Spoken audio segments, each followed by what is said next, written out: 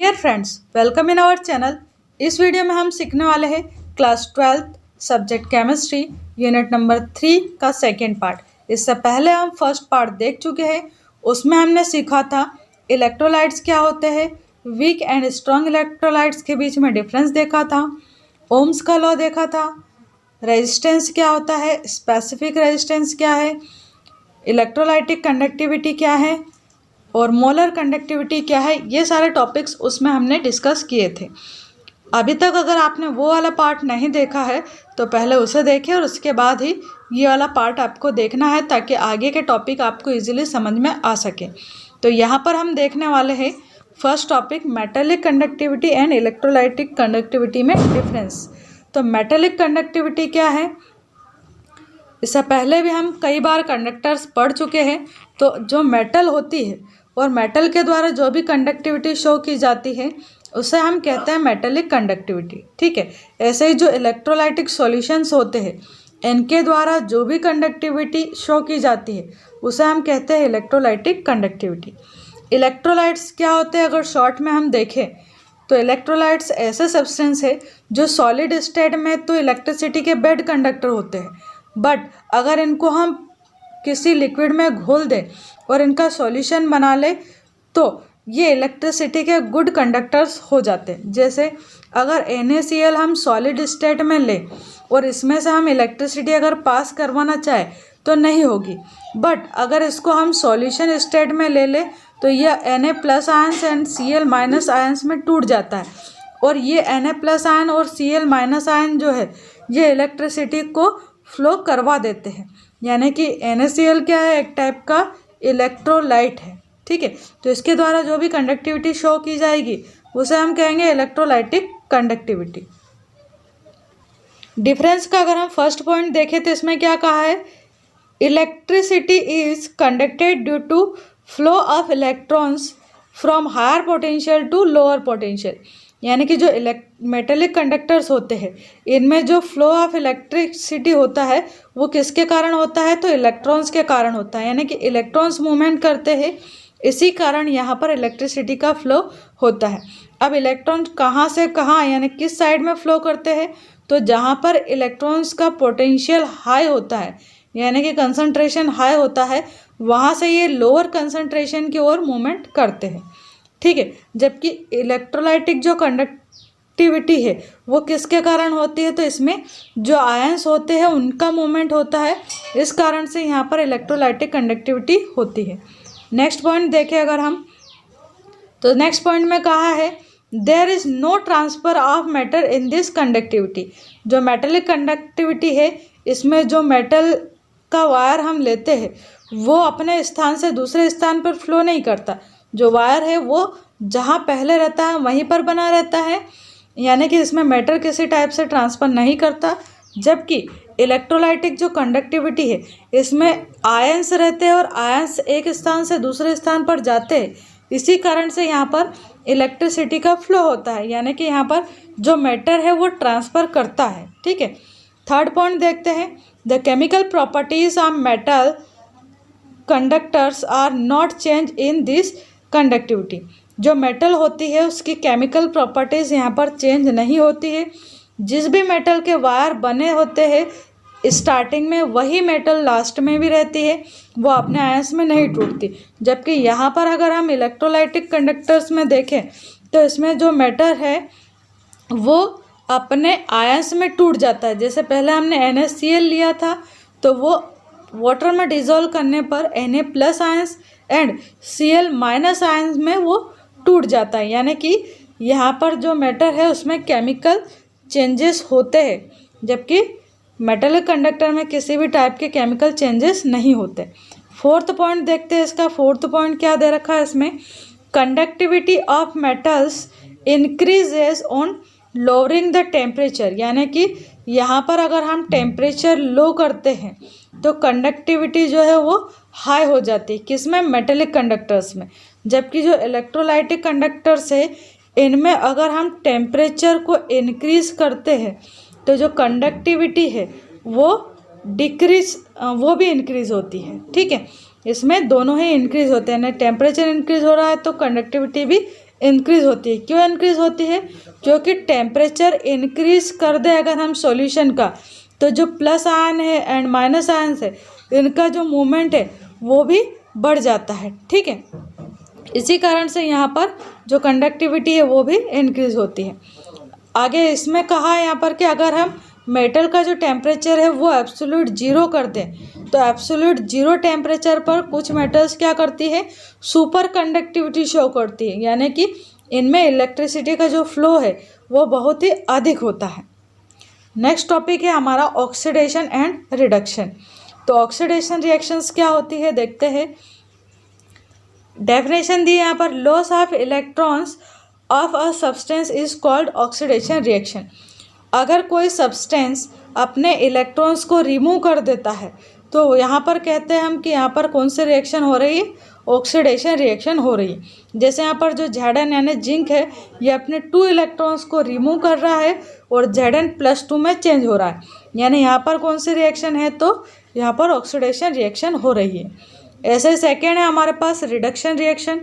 Reduction में क्या होगा, ऑक्सीडेशन के जस्ट अपोजिट होता है, यानी कि ऑक्सीडेशन में लॉस ऑफ इलेक्ट्रॉन होता है तो रिडक्शन में गेन ऑफ इलेक्ट्रॉन होता है। जैसे यहाँ पर एग्जांपल से हम देखें, ये कॉपर का आयन लिया हमने Cu2+, इसके पास 2+ लिखा है यहाँ पर, यानी कि यहाँ पर 2 आयंस की कमी है, तो 2 आयंस यहाँ पर ले लेगा ये, यानी कि 2 आयंस को एक्सेप्ट करता है और एक कॉपर न्यूट्रल एलिमेंट में चेंज हो जाता है।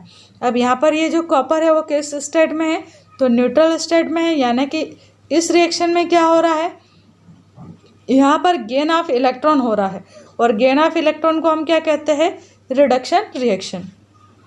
थर्ड रिएक्शन होती है हमारी रेडॉक्स रिएक्शन।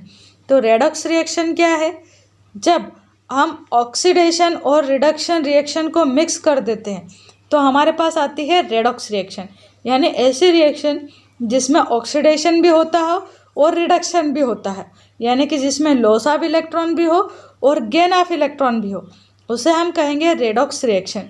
जैसे यहाँ पर एग्जांपल दिया है, जो Zn है ये अपने 2 इलेक्ट्रॉन्स को रिमूव करता है, ठीक है, और किस में चेंज हो जाता है, Zn+2 में।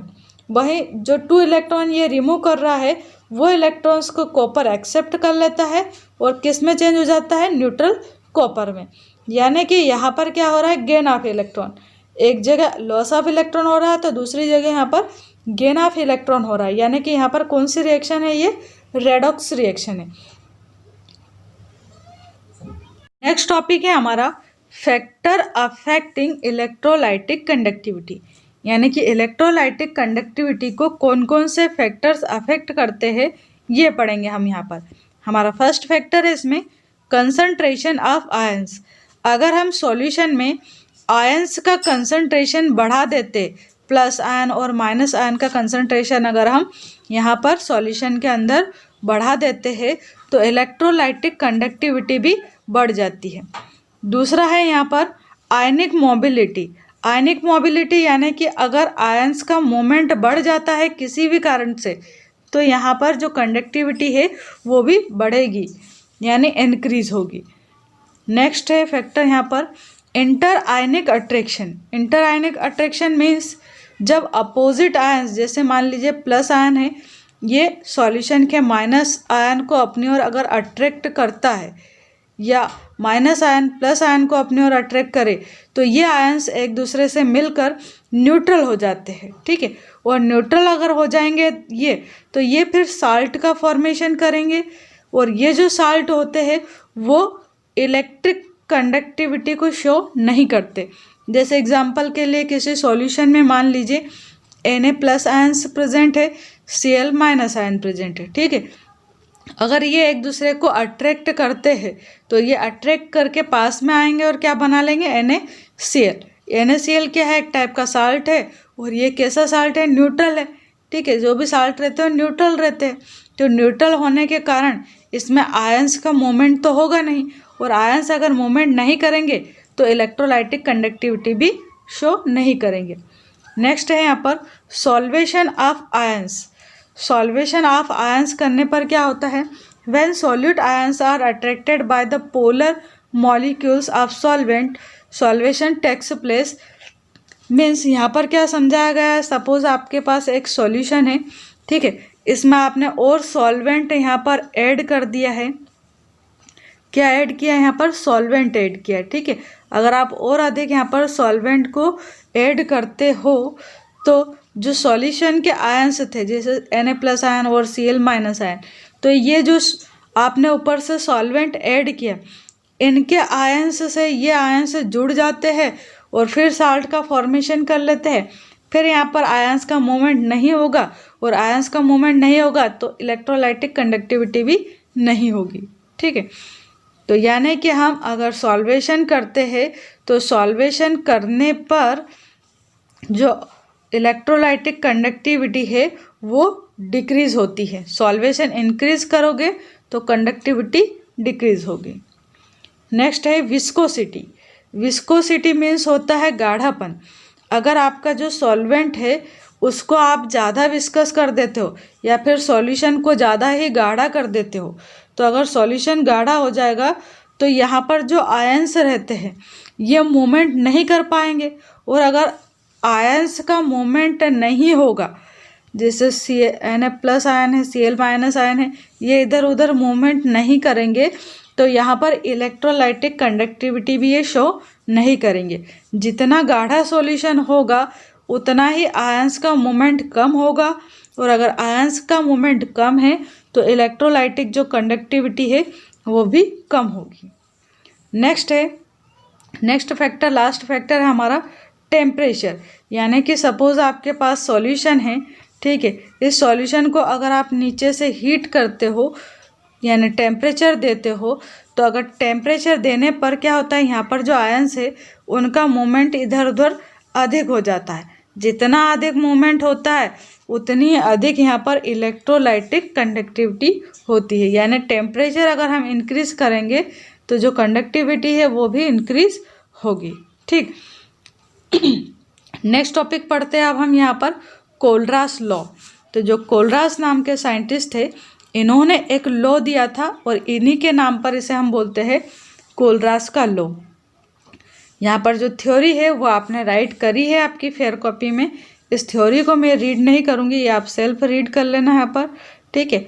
मैं केवल इसको इसमें जो समझा है वो समझा देती हूँ आपको। क्या कहा है इसमें कोलरास लॉ में? इन्होंने कहा है, सपोज आपने यहाँ पर सॉल्यूशन लिया है, ठीक है, एक सॉल्यूशन लिया है, इसमें आप इनफाइनाइट डाइल्यूशन कर देते हो। इनफाइनाइट डाइल्यूशन मीन्स बहुत अधिक अमाउंट में अगर यहाँ पर आप सॉल्वेंट को ऐड कर देते हो तो यहाँ पर हम बोल सकते हैं कि हमने इनफाइनाइट डाइल्यूशन किया। यानी कि बहुत सारा इसमें वाटर ऐड कर दो या फिर जो भी सॉल्वेंट रहता है वो ऐड कर दो, तो यहाँ का जो सॉल्यूशन है वो डाइल्यूट हो जाएगा। और अब यहाँ पर ये जो सॉल्यूशन है इसके डाइल्यूट होने पर क्या होगा, सॉल्यूशन के डाइल्यूट होने पर जो आयंस है वो काफ़ी दूर दूर हो जाएंगे। जैसे पहले आयंस मान लो Na+ आयन एक यहाँ था तो एक Cl- आयन इतनी दूर हो जाएगा। इनके बीच की जो डिस्टेंस है वो काफ़ी अधिक हो जाएगी, और डिस्टेंस इनके बीच की अधिक होने के कारण इनके बीच अट्रैक्शन तो बना रहेगा। अब इनके बीच जितना अट्रैक्शन रहेगा उसके कारण जो भी कंडक्टिविटी रहेगी वो कंडक्टिविटी क्या होगी यहाँ पर वो बताया है। ये एक इक्वेशन दी है इन्होंने। क्या कहा है कि जो टोटल सॉल्यूशन है उसकी कंडक्टिविटी ये रही है ना, ये किसके इक्वल्स टू होगी, टोटल सॉल्यूशन की कंडक्टिविटी जो सॉल्यूशन के अंदर जो प्लस आयंस है, केटायन यानी कि प्लस आयंस, एनायन यानी कि माइनस आयन, यानी plus ion and minus ion जो है, प्लस आयन एंड माइनस जो आयंस है, इनके कारण जो भी कंडक्टिविटी है उसके सम के इक्वल रहेगी जो टोटल कंडक्टिविटी है वो, ठीक है। समझ में आया इसमें?